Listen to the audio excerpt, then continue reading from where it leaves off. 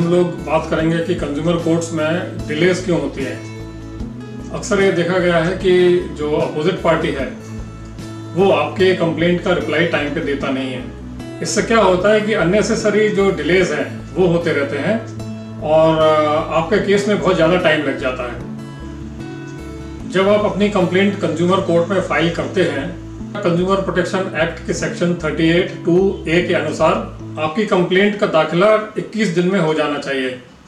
तो इसका मतलब ये हुआ कि किसी भी महीने के 1 तारीख को अगर आपने अपनी कंज्यूमर कंप्लेंट दाखिल की है तो 21 तारीख तक उस कंप्लेंट का एडमिशन कंज्यूमर कोर्ट में हो जाना चाहिए। ये ऐसा कंज्यूमर प्रोटेक्शन एक्ट के सेक्शन 38(2)(a) के अनुसार ये नियम बनाया गया है। तो इस नियम का पालन करना अनिवार्य है। जब आपके कंज्यूमर कंप्लेंट का एडमिशन हो जाता है, मतलब वो कंज्यूमर कोर्ट में एक्सेप्टेड हो जाती है, तो अपोजिट पार्टी को कंज्यूमर कोर्ट एक नोटिस देता है और नोटिस के साथ जो भी आपकी कंज्यूमर कंप्लेंट दाखिल की गई है उसकी एक प्रति या उसकी एक कॉपी अपोजिट पार्टी को भेजी जाती है। कंज्यूमर प्रोटेक्शन एक्ट 2019 के सेक्शन 38(3)(a) के अनुसार अपोजिट पार्टी को 30 दिन का टाइम दिया जाता है अपना रिप्लाई फाइल करने के लिए, और अगर कोर्ट चाहे तो इसमें 15 दिन और ऐड कर सकता है। तो टोटल टाइम अपोजिट पार्टी को 45 दिन का मिलता है अपना रिप्लाई फाइल करने के लिए। और कंज्यूमर प्रोटेक्शन एक्ट 2019 के सेक्शन 38(3)(b) के अनुसार अगर अपोजिट पार्टी 45 डेज के अंदर अपना रिप्लाई फाइल नहीं करता है तो ऐसे कंडीशन में, तो ऐसी स्थिति में court x party order pass कर सकता है। ये x party order opposite party के खिलाफ पास किया जा सकता है। ये ऐसा प्रावधान section 38(3)(b) of consumer protection act 2019 में है। लेकिन देखा यह गया है कि कंज्यूमर कोर्ट में ऐसा कुछ भी फॉलो नहीं किया जा रहा था। अपोजिट पार्टी हियरिंग में आता नहीं था, कंज्यूमर बेचारा हियरिंग पे हियरिंग अटेंड करके घर वापस चला जाता था और कंज्यूमर कोर्ट अपोजिट पार्टी के लिए वेट करता रहता था कि कब वो अपना रिप्लाई फाइल करेगा।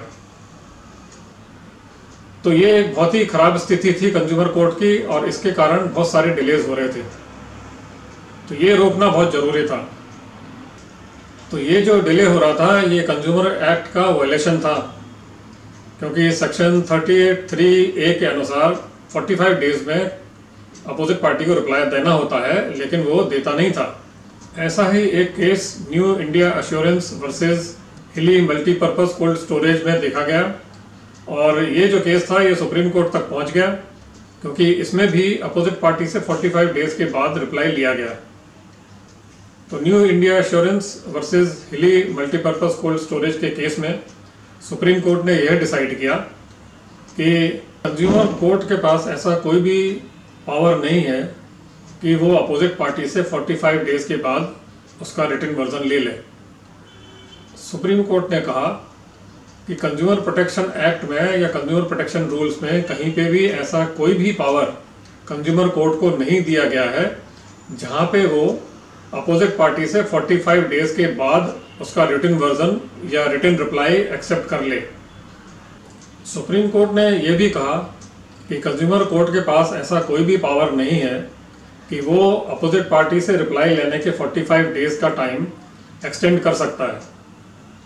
तो जब वो 45 डेज का टाइम एक्सटेंड नहीं कर सकता, इसका मतलब कंज्यूमर कोर्ट को 45 डेज के अंदर ही अपोजिट पार्टी का रिप्लाई एक्सेप्ट करना चाहिए, और अगर अपोजिट पार्टी 45 डेज के अंदर रिप्लाई नहीं देता है तो कंज्यूमर कोर्ट को कंज्यूमर के फेवर में, कंप्लेनेंट के फेवर में एक्स पार्टी ऑर्डर पास कर देना चाहिए।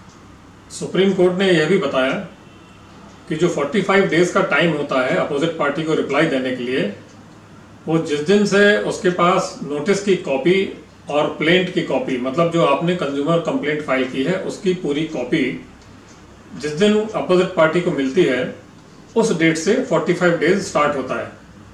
इसका मतलब ये है कि जिस दिन अपोजिट पार्टी को आपके कंज्यूमर कंप्लेंट की कॉपी और कोर्ट का नोटिस मिलता है उस डेट से 45 डेज के अंदर अपोजिट पार्टी को अपना रिप्लाई कोर्ट में जमा करना है।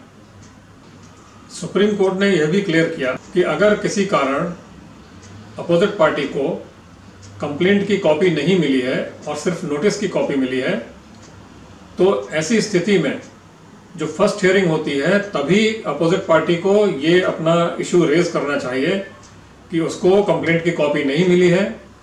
तो ऐसी स्थिति में अपोजिट पार्टी को 45 डेज के बाद भी रिप्लाई देने की अनुमति मिलनी चाहिए। लेकिन ये इशू जो है उसको फर्स्ट हियरिंग में ही उठाना है, इसके बाद उसको कोई चांस नहीं मिलेगा, क्योंकि उसके बाद ex party order consumer court pass कर देगी।